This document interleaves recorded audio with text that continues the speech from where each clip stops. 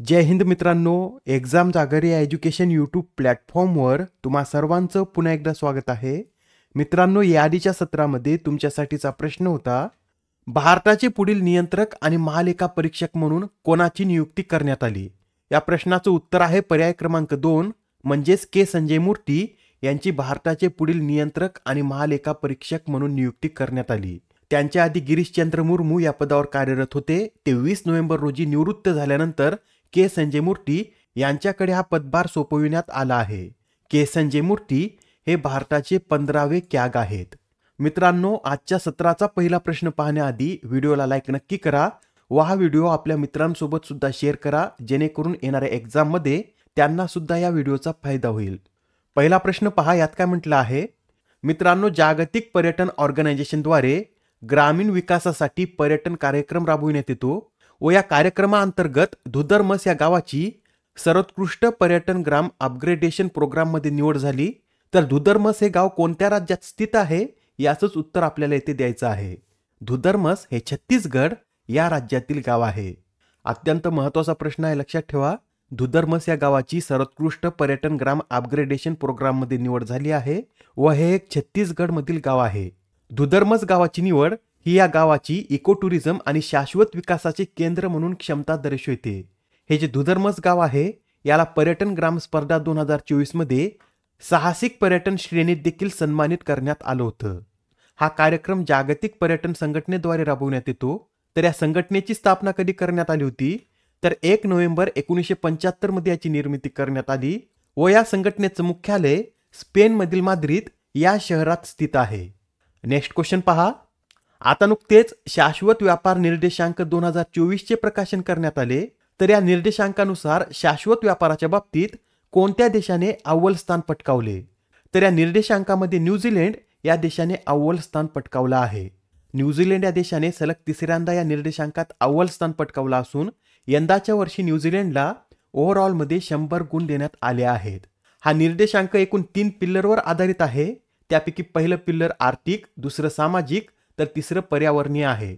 या 3 पिल्लरमधील 2 पिल्लरमध्ये न्यूझीलंडला 100 पैकी 100 गुण मिळाले आहेत व या 2 पिल्लरमधील सर्वोत्तम कामगिरीसह न्यूझीलंडला ओव्हरऑल 100 गुण मिळाले आहेत. यात दुसऱ्या क्रमांकावर कोणता देश आहे, तर यूके यात दुसऱ्या क्रमांकावर आहे, ऑस्ट्रेलिया तिसऱ्या, सिंगापूर चौथ्या तर जपान 5व्या क्रमांकावर आहे. आपल्या भारताची या निर्देशांकात काय स्थिती आहे, तर 24 गुणांसह भारताला 23वं स्थान देण्यात आलं आहे. बरं, हा निर्देशांक कोणाद्वारे प्रकाशित केला जातो, तर हायनरिच फाउंडेशन आणि IMD द्वारे या निर्देशांकाची निर्मिती करण्यात येते.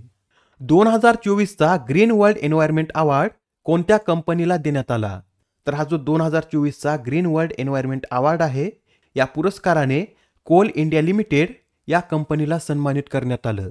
कोल इंडियाला हा पुरस्कार त्यांच्या कोणत्या योजनेसाठी मिळाला, तर थॅलेसिमिया बालसेवा या योजनेसाठी कोल इंडियाला हा पुरस्कार सोशल रिस्पॉन्सिबिलिटी श्रेणीत देण्यात आला. मित्रांनो, हा जो पुरस्कार आहे हा ग्रीन ऑर्गनायझेशनद्वारे देण्यात येतो. या ग्रीन ऑर्गनायझेशनची स्थापना कधी करण्यात आली, तर 1994 मध्ये याची स्थापना करण्यात आली असून हा एक स्वतंत्र गैरराजकीय ना नफा पर्यावरणीय गट आहे. कोल इंडियाविषयी 2 पॉईंट नोट करून घ्या. या कंपनीची स्थापना 1975 मध्ये करण्यात आली होती व याचं मुख्यालय कोलकाता येथे स्थित आहे. मित्रांनो, यासच हे 2 पुरस्कार सुद्धा लक्षात ठेवा. नुकतेच आता गेल या कंपनीला दुसऱ्यांदा सर्वोत्कृष्ट आर्थिक परिवर्तनासाठीच्या SAP-ACE पुरस्काराने सन्मानित करण्यात आले. तर बेस्ट फंडिंग सोल्युशन श्रेणीत एडम स्मिथ एशिया 2024 पुरस्काराने REC या कंपनीला पुरस्कृत करण्यात आलं. आता हा प्रश्न पहा. मणिपूर उच्च न्यायालयाचे मुख्य न्यायाधीश म्हणून कोणाची नियुक्ती करण्यात आली. मणिपूरचे आता मुख्य न्यायाधीश हे D कृष्णकुमार बनले आहेत.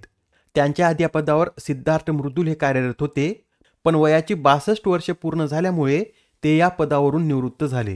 येथे हा पॉईंट लक्षात ठेवा. उच्च न्यायालयाचे मुख्य न्यायाधीश वयाच्या 62 वर्षापर्यंत त्या पदावर कार्य करू शकतात. D कृष्णकुमार यांच्याविषयी सांगायचं झालं तर 7 एप्रिल 2016 रोजी त्यांची मद्रास उच्च न्यायालयाचे न्यायाधीश म्हणून नियुक्ती करण्यात आली होती आणि आता ते 21 मे 2025 रोजी निवृत्त होणार आहेत. मित्रांनो, आता कमेंटमध्ये सांगा की मणिपूर उच्च न्यायालयाची स्थापना कधी करण्यात आली. ठीक आहे, तर नेक्स्ट क्वेश्चन पहा. प्रसार भारतीद्वारे लॉन्च करण्यात आलेल्या OTT प्लॅटफॉर्मचं नाव काय आहे. मित्रांनो, प्रसार भारतीने आता आपलं स्वतःचं एक OTT प्लॅटफॉर्म लॉन्च केला असून त्या OTT प्लॅटफॉर्मला वेव्स हे नाव देण्यात आलं. या वेव्सचं उद्घाटन कोणाच्या हस्ते करण्यात आलं? तर गोव्याचे मुख्यमंत्री प्रमोद सावंत यांनी या वेव्सचं उद्घाटन केलं आहे. मित्रांनो, हे जे वेव्स OTT प्लॅटफॉर्म आहे हे सर्वांसाठी फ्री असणार असून यावर सुमारे 40 लाईव्ह चॅनल्स उपलब्ध आहेत. OTTचं फुल फॉर्म नोट करून घ्या. ओव्हर द टॉप असे याचं पूर्ण स्वरूप आहे. नेक्स्ट क्वेश्चन पहा. कोणते राज्य हे दलित उपकोटा लागू करणारे देशातील पहिले राज्य ठरले आहे? तर आता दलित उपकोटा लागू करणारे हरियाणा हे देशातील पहिलं राज्य ठरलं आहे. हरियाणा सरकारने आता 20% अनुसूचित जाती आरक्षणाचे 2 भागांमध्ये विभाजन केलं आहे व यामधील वंचित अनुसूचित जातींसाठी 50% व इतर अनुसूचित जातींसाठी 50% आरक्षण असेल. प्रश्न क्रमांक 7. भारतातील पहिले नाईट सफारी पार्क कोणत्या शहरात विकसित केले जात आहे? तर आता भारतातील पहिले नाईट सफारी पार्क हे उत्तर प्रदेश राज्यातील लखनौ या शहरामध्ये निर्माण करण्यात येत आहे. मित्रांनो, हे अशा प्रकारचं भारतातील तर पहिलं पार्क आहे, पण जगातील सुद्धा असं हे फक्त 5वं पार्क आहे. सप्टेंबर 2026 पर्यंत या पार्कची निर्मिती करण्यात येणार असून हे पार्क 900 एकरपेक्षा जास्त जागेवर पसरलेलं आहे. या न्यूज सहज हे सुद्धा लक्षात ठेवा. देशातील पहिला भूमिगत कोळसा गॅसिफिकेशन प्रकल्प हा झारखंडमध्ये तयार करण्यात आला.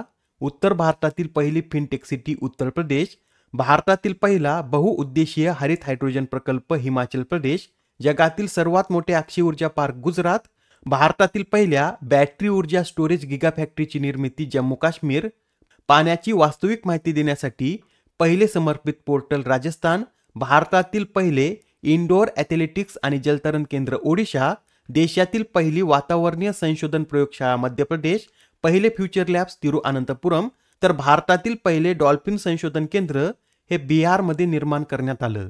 Next question. अलीकडेच पाण्याच्या कमतरतेमुळे कोणत्या देशाने आणीबाणी जाहीर केली? या प्रश्नाचं उत्तर आहे पर्याय क्रमांक 2 म्हणजेच इक्वाडोर या देशाने पाण्याच्या कमतरतेमुळे देशात आणीबाणी जाहीर केली. ही जी इक्वाडोरमधील आणीबाणी आहे ही 60 दिवसांसाठी असेल. प्रश्न क्रमांक 9. पूर्वी प्रहार या संयुक्त लष्करी सरावाचं आयोजन कोणत्या राज्यात करण्यात आलं होतं?